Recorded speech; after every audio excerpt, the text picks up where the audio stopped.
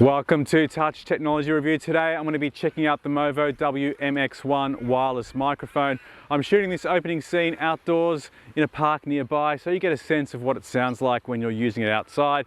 Very shortly we're going to cut back to the studio where I'll unbox the product, we'll review it and take a look at all of the specifications. So let's get started. Before proceeding with the video, I'd like to thank MOVO for contacting me here on the channel and offering to send out a product to review and asking for my honest and unbiased opinion. If you haven't heard of MOVO before, they're based in Los Angeles and they believe the world is filled with artists, innovators and creative minds whose voices need to be heard without background noise or blurry shots, and that everyone should have access to high quality products at accessible prices. And if I'm to judge them on that promise, based on my experience with the WMX1, I can tell you that they certainly have delivered. The audio that you're listening to right now is coming from the WMX1, which is connected to my Canon EOS R. I've used the included hot shoe adapter, which allows me to mount it right on top of the camera, and connected the receiver unit into the 3.5 input of the camera. Now let's take a look at what you get inside the box. First of all, there's a protective case that stores both the transmitter and receiver and all the accessories. Speaking of which, in addition to the two wireless units, you get two cables, one TRRS cable to connect to any DSLR or mirrorless camera, equipped with a 3.5 input for audio, and a TRRS cable to use with your iPhone or computer that supports the TRRS input. There's also an omnidirectional lav microphone, which includes a windshield for use outdoors to minimize wind noise and to help reduce plosives in your audio when attaching the lav mic close to your vocals. Now, in terms of the quality of the mic, it sounds incredible. It has a 35 Hz to 18 kHz frequency range with a signal to noise ratio of 74 decibels SPL, and combined with the quality of the transmitter and receiver units, I think it produces one of the cleanest and most faithful reproductions of audio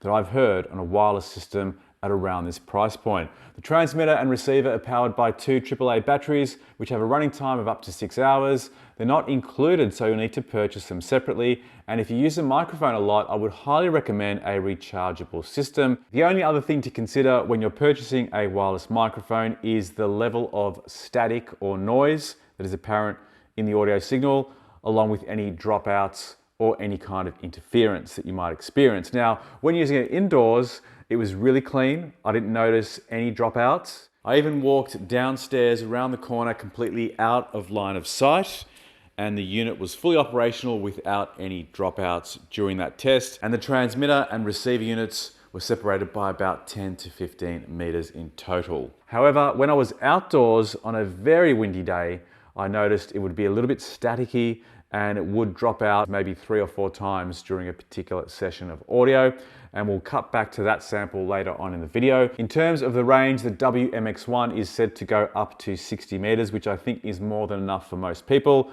I did an outdoor test to see how far I could push it, so let's go ahead and check that one out. We're back outdoors now for the distance test. I'm situated at least 30 meters away right now.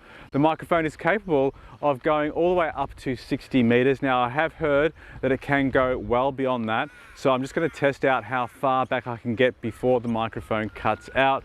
Now, I have tested this out prior to this scene. I did notice when it was particularly windy, the further away I got from the transmitter and receiver units, the further apart they were, the more interference you would get and a little bit of crackling would appear in the audio. So I think the expectation is that they're going to work great anywhere up to 10, 20 meters, maybe even up to 60 if you're lucky, but any further than that, I think you're going to get significant dropping out of the audio if you really do try and push it anything further than that 60 meters or so. But nonetheless, I think it does a decent job at the shorter range.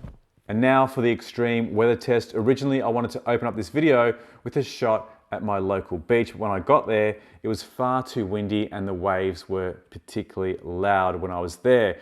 So as I was listening back on the audio, I could hear that it was really difficult to hear my voice cutting through those waves and the wind. So I found myself yelling excessively. It just didn't sound great, but it serves as a good test to see how well the WMX1 can handle those extreme conditions. Because I want you to hear what the microphone sounds like in the great outdoors under extremely challenging situation here, where we have Waves and the wind going absolutely crazy today.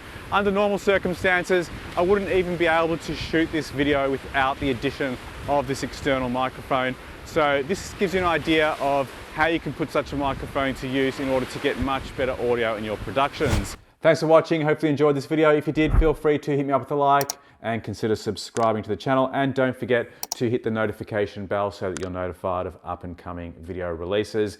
If you want more information on the MOVO WMX1, I'll leave a link to where you can get all the specs and where you can purchase in the description box below. Thanks for watching. See you on the next one. Bye for now.